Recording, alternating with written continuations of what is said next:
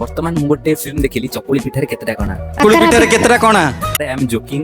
ଜ୍ୟୋତିରଞ୍ଜନ ନାୟକଙ୍କର ଗୋଟେ ଫିଲ୍ମ ଆସିଛି ମେହେର ମୁଣ୍ଡା।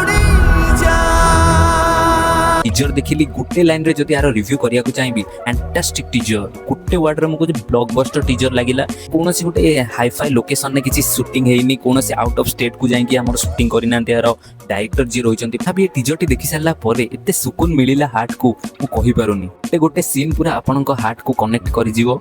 एते दिन परे लागिला कि हां ओडिया इंडस्ट्री भी किछि कंटेंट ऊपर ध्यान दउचंती ना कि वल्गारिटी ऊपर। वेरी हैप्पी कि ए भलिया फिल्म को भी लोक मध्य सपोर्ट करूचंती। रियल इंसिडेंट ऊपर आधारित होची कोरोना टाइम रे केमिति लोक माने जो तंती माने रहिले जो माने कि लुगा बुनुथिले सेमानंकर पेट पोसुथिले सेमाने केमिति सेमाने को भली प्रॉब्लम्स रो फेस करिया को तांको पडुथिला से समय रे से विषय रे ए फिल्म टी देखा जायछि।